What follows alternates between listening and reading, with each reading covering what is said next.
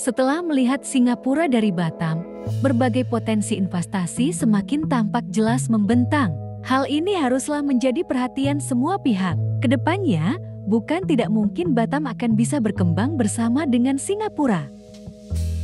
Untuk itu, pemerintah dengan serius untuk membenahi beberapa aspek agar Batam mempunyai daya saing dengan negara tetangga. Berikut 4 proyek fokus pemerintah untuk kemajuan Kota Batam agar mempunyai daya saing di internasional.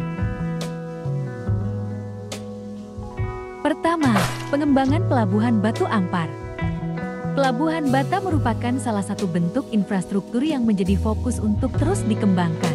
Dalam konteks investasi, pelabuhan memiliki peran sentral dalam meningkatkan pendapatan yang dihasilkan. Letak strategis yang dipunyai oleh Batam akan menjadi sia-sia jika tidak memiliki pelabuhan bertaraf internasional. Pengembangan Pelabuhan Batu Ampar tidak hanya berusaha meningkatkan kapasitas kontainer semata melalui penambahan kontainer yard. Pelabuhan Batam Batu Ampar juga sedang berupaya untuk meningkatkan kemampuan krain yang dimilikinya.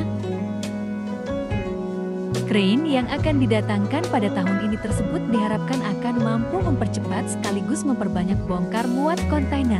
Jika biasanya dalam 1 jam hanya bisa mengangkat 4-8 kontainer saja, nantinya krain baru tersebut diharapkan mampu melakukan bongkar muat sebanyak 24 kontainer. Kedua, infrastruktur jalan. Pembangunan infrastruktur memberikan peranan yang sangat penting dalam menggeliatkan investasi di Kota Batam.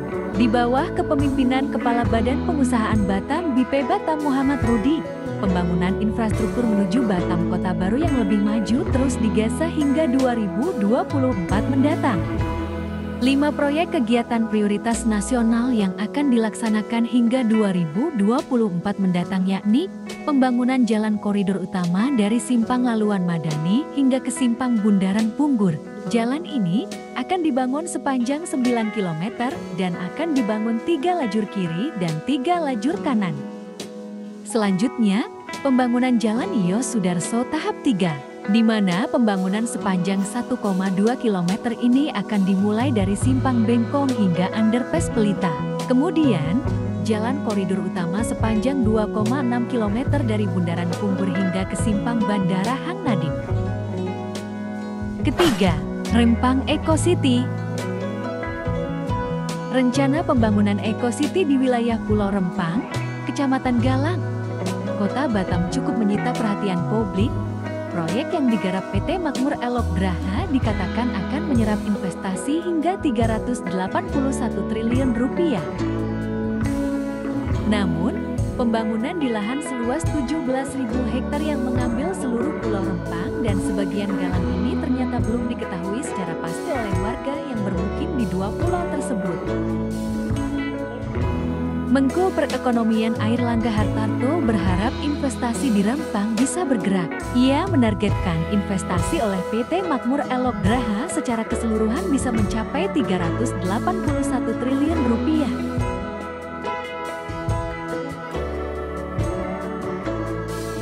Keempat, pengembangan Bandara Hang Nadiem.